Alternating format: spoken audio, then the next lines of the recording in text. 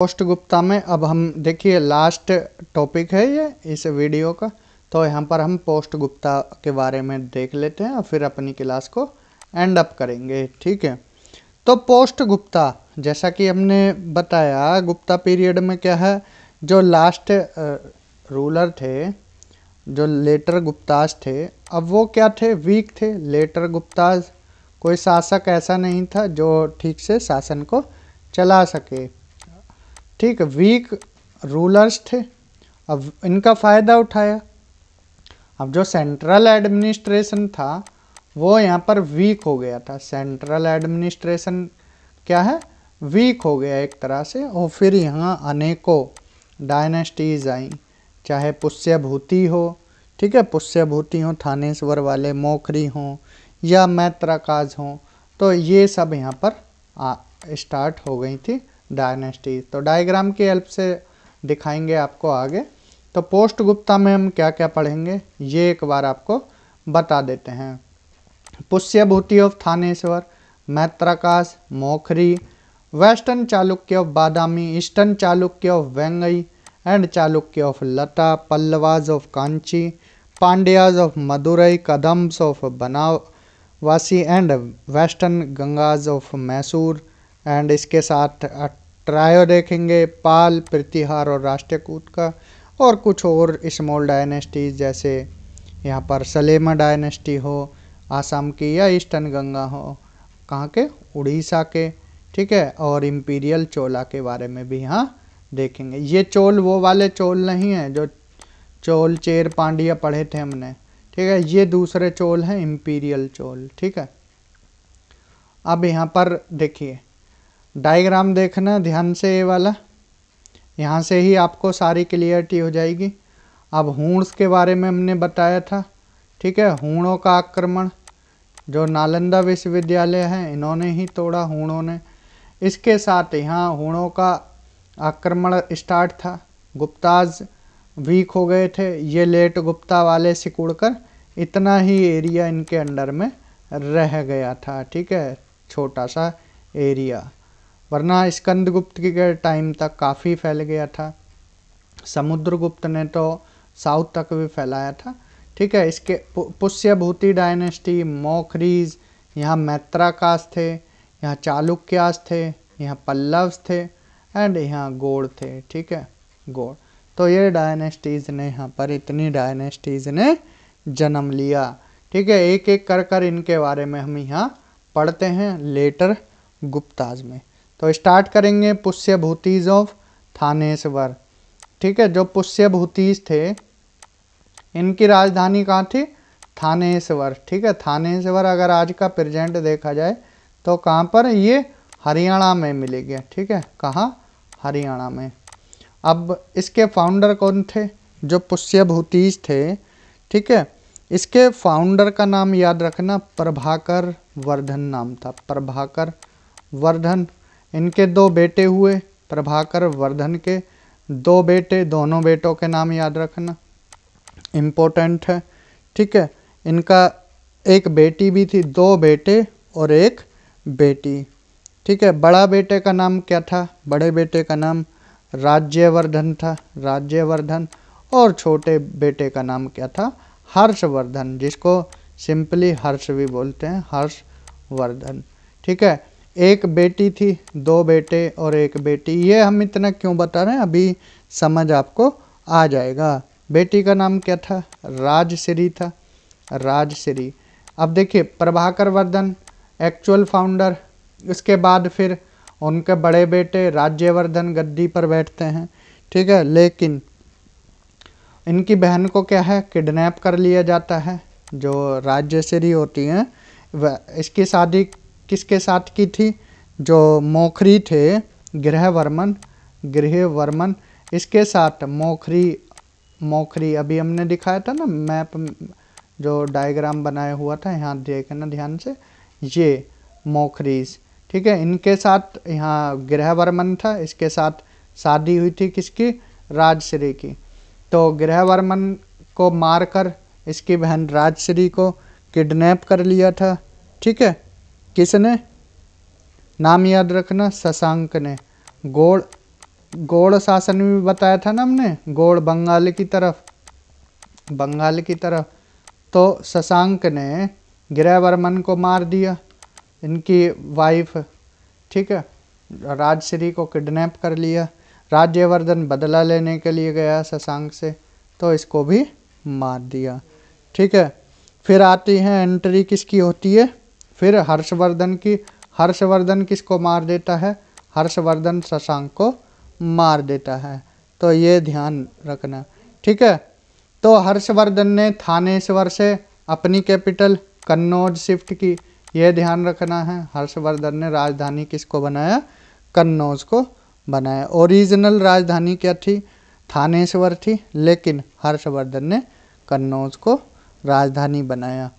हर्षवर्धन के टाइम में ही याद रखना है कुछ इम्पोर्टेंट फैक्ट हर्षवर्धन के बारे में।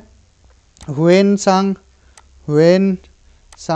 किसके दरबार में आया था, हर्षवर्धन के दरबार में ही आया था, ये ध्यान रखना है, ठीक है, इम्पोर्टेंट बातें हैं।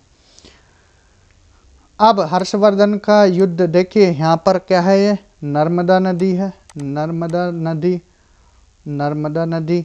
इधर हर्षवर्धन का शासन था, हर्षवर्धन का, और इधर पुलकेशिन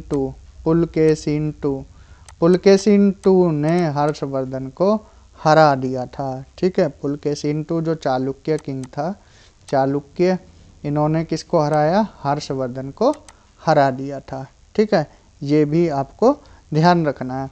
हर्षवर्धन के अगर रेवेन्यू सिस्टम की बात की जाए तो 4 भाग में डिवाइडेड था। कितने भाग में, जो हर्षवर्धन का रेवेन्यू था, एक हिस्सा किंग के लिए, ठीक है, जैसे पिज़्ज़ा होता है ना 4 पार्ट, एक किंग के लिए, एक हिस्सा स्कॉलर्स के लिए, एक रिलीजियस पर्पस के लिए, और एक हिस्सा था जो ऑफिशियल और पब्लिक सर्वेंट की सैलरी थी, सैलरी के लिए जो सब थे उनकी सैलरी। तो ये 4 पार्ट में डिवाइडेड था इनका रेवेन्यू सिस्टम, ठीक है। इसके बाद अब देखते हैं थोड़ा मैत्रिकास के बारे में, कि इसमें जो इम्पोर्टेंट थे 1-2 ही याद रखना है। ध्रुवसेन टू, और कौन सा एरिया रूल करते थे, गुजरात वाला, जो सौराष्ट्र है, गुजरात वाला एरिया, तो यहाँ पर ये रहते थे। कैपिटल इनकी वल्लभी थी। वल्लभी क्यों इम्पोर्टेंट है, क्योंकि वल्लभी में सेकंड जैन काउंसिलिंग हुई थी, सेकंड जैन काउंसिल, ठीक। ये कुछ बातें इनके बारे में ध्यान रखना। मौखरी के बारे में याद रखना, गृहवर्मन का नाम तो भूलना मत, ठीक है, गृहवर्मन ही आएगा, ठीक। कन्नौज वाले एरिया में ये राज करते थे, और गृहवर्मन को जब मार दिया था शशांक ने, गृहवर्मन को मार दिया था, तो अब मौखरीज की राजधानी क्या थी, कन्नौज थी, कन्नौज जो वर्तमान उत्तर प्रदेश में है। तो गृहवर्मन को जब शशांक ने मार दिया था, तो शशांक को किसने मार दिया था, हर्षवर्धन ने बदला लिया, और शशांक को मारकर हर्षवर्धन ने अपनी राजधानी कन्नौज को ही बाद में बना लिया था, ठीक है। ये कुछ बातें इसके बारे में ध्यान रखना। साउथ की अगर बात करें तो साउथ में वेस्टर्न चालुक्याज, बादामी वाले, ठीक है। कुछ इम्पोर्टेंट बातें बस वो ध्यान रखना, ज़्यादा इधर उधर की मत रखना, ठीक है। कैपिटल वातापी, ठीक है, वातापी कैपिटल थी। मोस्टली ये ब्राह्मण्स थे, ठीक है, ये क्या थे, ब्राह्मण्स थे।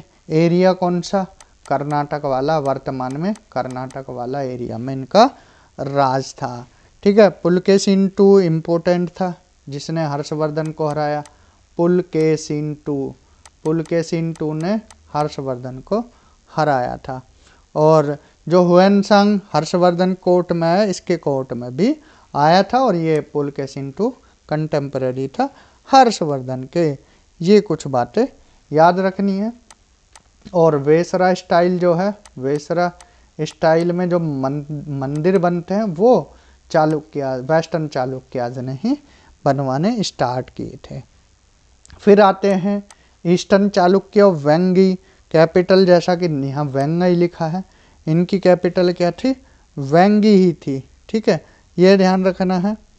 पुलकेशिन II जब मर गया था, देखिए पुलकेशिन II ने वेंगी को भी जीत लिया था, लेकिन पुलकेशिन II जब मर गया था, इसके बाद विष्णुवर्धन ने, जो इसका भाई था, इस विष्णुवर्धन को दे दिया था पुलकेशिन II ने, लेकिन जब मर गया था इसने अलग एक साम्राज्य बना लिया था।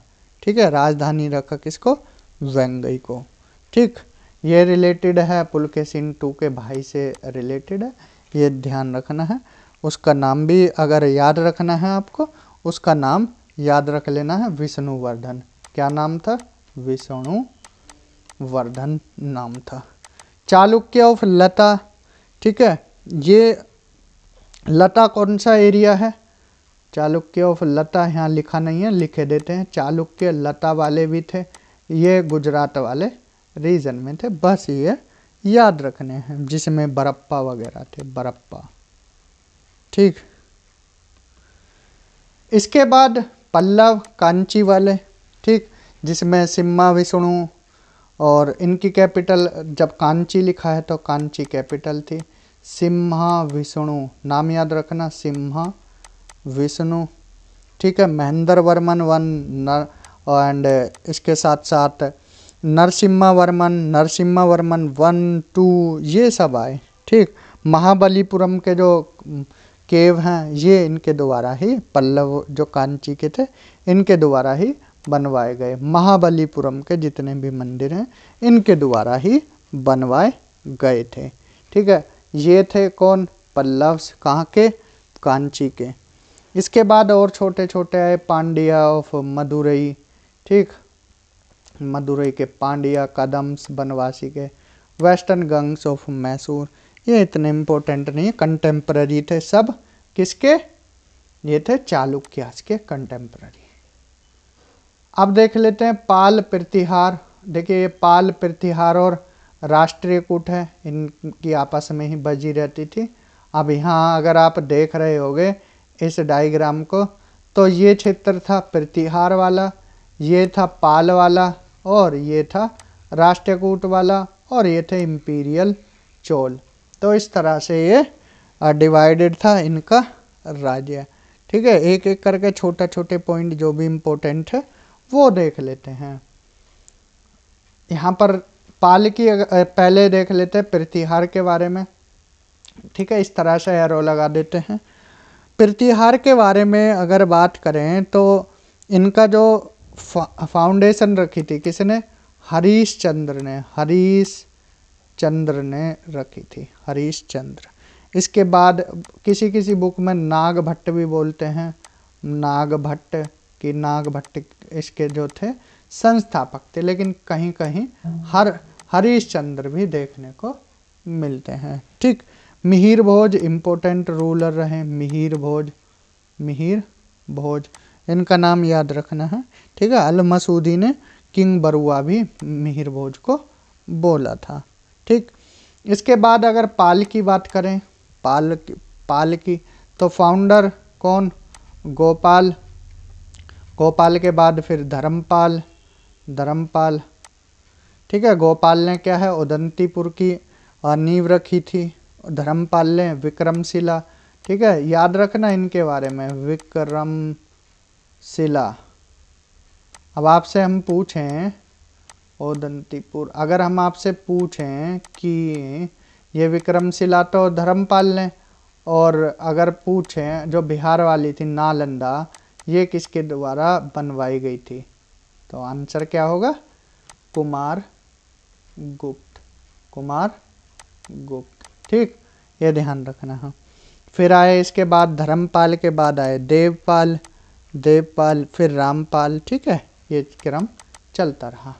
अगर बात करें, पाल देख लिए हमने, प्रतिहार देख लिए, और राष्ट्रकूट की अगर बात करें तो इनका क्षेत्र कौन सा था, डेक्कन वाला एरिया था, डेक्कन वाला एरिया मैप में हमने दिखा दी। राजधानी मान्यखेत थी, मान्यखेत कहाँ है, महाराष्ट्र में सोलापुर के आसपास मान्यखेत आपको देखने को मिल जाएगा। राष्ट्रकूट में जो फाउंडर था कौन थे, दंती दुर्ग। कौन? दंती दुर्ग। ठीक है। इसके बाद फिर ये चोल थे, चोल के बारे में वो देख लेते हैं। इम्पीरियल चोल, इनको ये वो वाले चोल नहीं है, कंफ्यूज मत होना, संगमेश वाले। ठीक है। इनकी राजधानी क्या थी? तंजौर थी, तंजौर, तंजौर। ठीक। अगर फाउंडर की बात करें तो विजयालय था, कौन? विजयालय। इम्पोर्टेंट कौन हुए? राजा राज चोल, राजेंद्र चोल, इन्होंने इंडोनेशिया वगैरह सारा एरिया जीत लिया था। ठीक है। तो ये इम्पीरियल चोल के बारे में था।